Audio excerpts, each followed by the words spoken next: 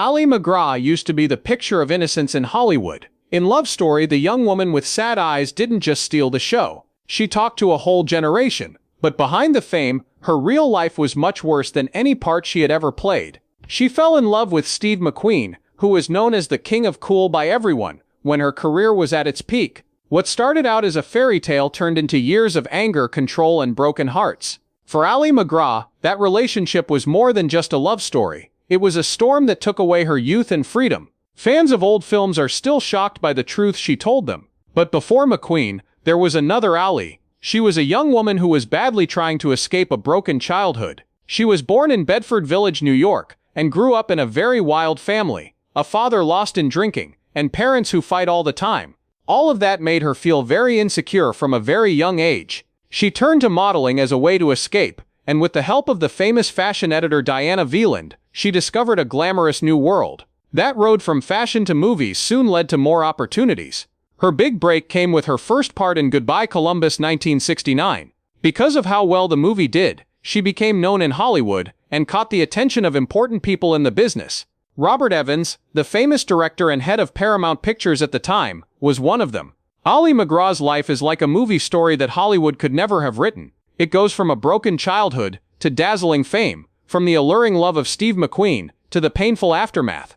She became live proof of a truth that scared people. Quite often the real tragedies happen behind the scenes, not on TV. Robert Evans knew good people when he saw them. He saw more in Ali MacGraw than just a pretty face. A star caught his eye. He put her in Love Story, the 1970 love story that caused a huge stir in culture. The movie made Ali a star right away, with its catchy slogan, "Love means never having to say you're sorry." It blew away moviegoers all over the world, earning over $100 million. Ali MacGraw became one of the most sought-after actors of her time, when she played Jenny, the beautiful but doomed young woman, who won Ryan O'Neal's heart. Her love story with Evans was also growing behind the scenes. They got married in 1969, and had their son Joshua just 2 years later. She seemed to have everything on paper.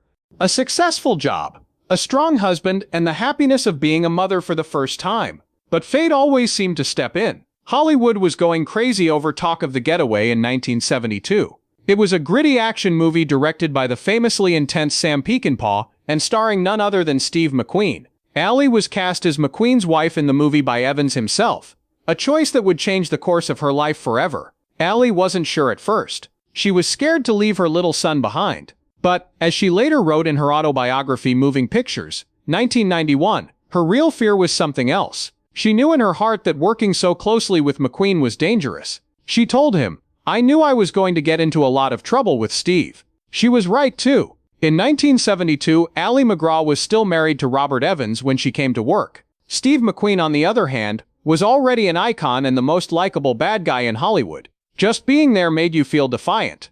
As a child, McQueen was left alone and had to deal with hardships and rebellion. He was a personification of danger, desire, and raw charm. For Ali, getting close to him would be like getting caught in a whirlwind she could never get out of. Everywhere. He was the coolest person ever. A man who blurred the line between the person he played on TV and the way he felt about cars, motorbikes, and danger in real life. Ali MacGraw couldn't stay away from him. He was magnetic. Their bond was clear. It was very powerful. She later admitted that when McQueen walked into a room, every head turned towards him, whether it was a man, a woman, or a child. He didn't just go into a place. He took it all in. Ali, who was married to Robert Evans at the time, fell in love with him right away. Their relationship started while they were filming The Getaway in Texas, and it caused a huge stir in Hollywood. They were all over the papers. Their forbidden passion made the news, and ironically, the scandal made the movie even more popular at the theaters. Fans and the press loved the story of their passion,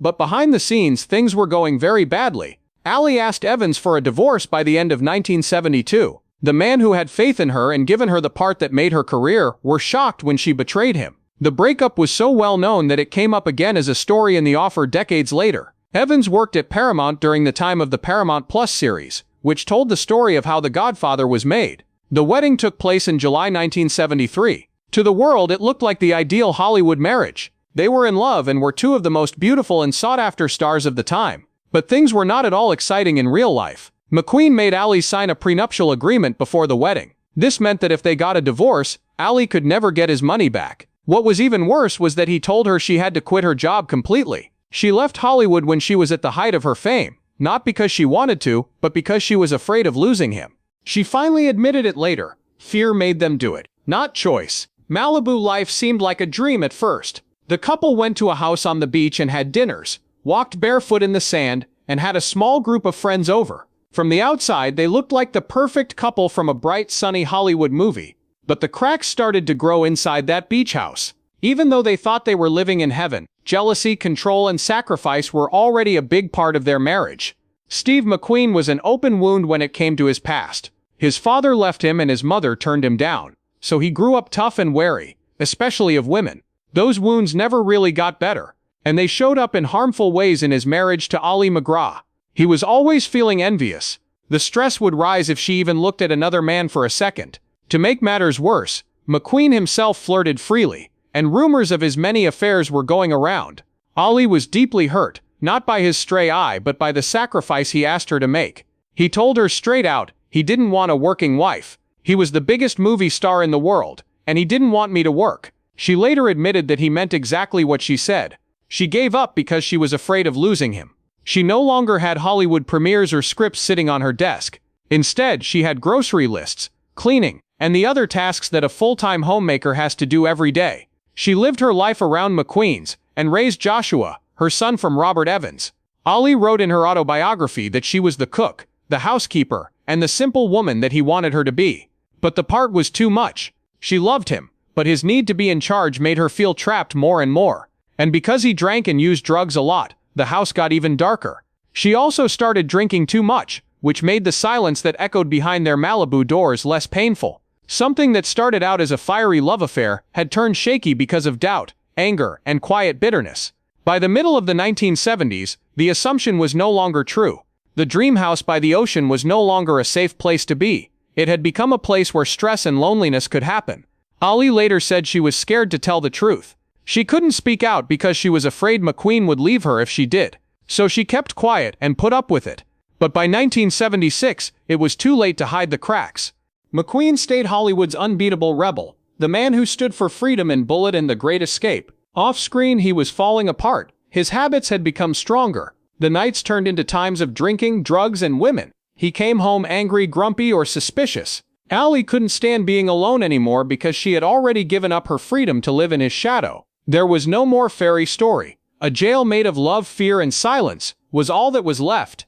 Ali MacGraw used to be the picture of control and grace, but her marriage made her start to fall apart. To dull her loneliness, she drank more, which made her feel even worse about her situation. During this whole time, Hollywood talked about McQueen's relationships. There were always rumors about flings and late-night trysts with other women. At first, she tried hard to deny it, holding on to the hope that the man she loved was still there, hidden behind the chaos and jealousy. But rumors can get louder over time. Soon, people would have to face the truth. The shame was stifling, hurtful, and made them want to connect with others so badly. Ali later stated that she had also strayed and looked for comfort outside of her marriage. What started out as a hot love story turned into anger and betrayal, with each act of cheating leaving deeper wounds. In 1977, she could no longer wait. She told McQueen that she wanted to work again so she could get back to the job she had given up when she was famous. But this was more than just a goal. It was a statement of independence after years of being pushed down. The answer McQueen gave was both cold and final. Mark Elliott, a biographer, says that he looked at her and said, "Then we are filing for divorce." Those words ended any idea that they still had with each other. They proved what Ali had been afraid of all along. It had never really mattered to McQueen what she did or said. She agreed to join Sam Peckinpah's group because she was determined to be on her own again. The ruling meant that there could be no reconciliation. Even though they tried to save their marriage for a short time, trust had been lost for a long time. After 5 rough years marked by anger, control, and jealousy, as well as love, they split up in 1978. After 2 years, Hollywood was shocked. Steve McQueen was the coolest person in the world and seemed impossible to hurt. He was now dead. He died at the age of 50 from pleural mesothelioma, a rare cancer that is linked to being around asbestos. People in the industry were shocked by his death. He left behind a legacy of rebellion and charisma, as well as the memory of a love story that burned too brightly and finished in ashes. Ali MacGraw never found it easy to deal with loss. After all the lies, anger, and quiet, she finally admitted that she had loved Steve McQueen very deeply. When she thought about it now, decades later, She softly admitted, "I wish we had both stayed sober as we got older. This is the sad truth. Life they could have had was taken away forever by drugs, pride, and a death that came too soon."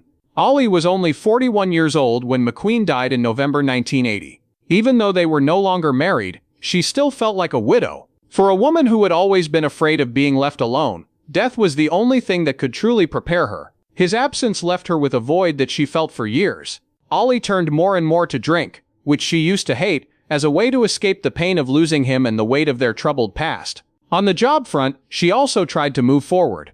In 1978 she played a part in Convoy, and in 1984 she had a 14-episode arc on the glossy primetime soap opera Dynasty. But the golden glow of her early fame was not as bright. That was the end of Hollywood. She was often typecast, or even worse, forgotten, and Ali herself no longer wanted to fight her way back to the top of an industry that used to hold her in high regard. By the early 1990s, her personal problems were too much for her to handle. What used to be a safe place to stay was now a jail. It was no longer a vacation to drink. It was a link. She asked for help when she had a clear moment. Ali began the long, painful process of getting better at the Betty Ford Center. She finally faced not only her addiction, but also the hidden wounds from her youth, her failed marriages, and the years she had given herself over to Steve McQueen's shadow. It marked the start of a change that helped her rise above the wreckage of her past and take back control of her life. Moving Pictures, her autobiography, came out in 19... It was open, honest, and brutal, and it showed everything. A rough childhood, a love story that turned into slavery, and what it really cost to be beautiful and famous. It wasn't because the book made Hollywood look good that it became a hit. It wasn't. People connected with her words, her weakness, and her ability to stay alive. Ali MacGraw used to be the face of innocence and love stories. Now she had finally told her own story, which was about loss, addiction, strength, and finally starting over. Ali MacGraw had quit Hollywood for good by 1994. She chose the quiet surroundings of Santa Fe, New Mexico, over the sound stages, the paparazzi, and the never-ending rumors. She began the mending process she had been looking for her whole life there, under the big sky and in the quiet of the desert. Ali rebuilt herself in silence, away from the chaos of the business world. She turned her attention to getting sober, staying healthy, and enjoying the easy things in life. She painted, took care of her yard, did yoga, and meditated during the day. Animals became her friends, and being alone taught her. After decades of trouble, she learned what it took to really get better. Be still, wait, and accept yourself. She has been clean for over 30 years now, which is something she used to think was impossible. She thought about how she used to make up stories about the past and the future. But now I think it's important to live my life to the fullest. I'm very thankful. Ali never married again. Instead, she focused on getting to know herself and making relationships that mattered. Her friends turned into her rock-solid family. In 2016, she met up with Love Story co-star Ryan O'Neal again for a Love Letters live tour. Their chemistry was natural, and it made people remember the magic they used to bring to the screen. For Ali, it was just proof that some ties last even as things change and time makes them softer. Her artistic spirit didn't go away. It changed. She worked with Ibu, a global fashion group that helps female artisans, to make clothing lines that honored traditional skills and gave women around the world more power. It was a new kind of art that wasn't based on fame, but on a cause. Ali MacGraw lives a quiet life at age 85, but her impact is still felt. She used to be the face of pure youth, but now that she has been through love, addiction, and loss, she has become something even stronger. A woman who is happy with herself. Ali MacGraw used to hide her own goals so she could live in someone else's shadow. Her later work has been a return to herself, a road marked not by sacrifice, but by independence. At age 85, she is still incredibly honest about her past. She has never denied that there was something chemical about Steve McQueen that made her want to be with him. She also said that she knew from the start that trouble would happen, but she doesn't make what happened after seem sweet. She has been very clear that there were both great and terrible days. I'm not in any way a victim. A lot of times were just great, and a lot of times were just awful. Her story has a lot more weight than Hollywood glamour because she was so honest and didn't hold back. Jenny from Love Story is no longer Ali MacGraw's only role. She is also no longer the fresh face that defined an age. She is a strong woman who has been through fame, sadness, addiction, and terrible loss, and still has the courage to tell the truth. There are both tender and painful thoughts of Steve McQueen in her mind.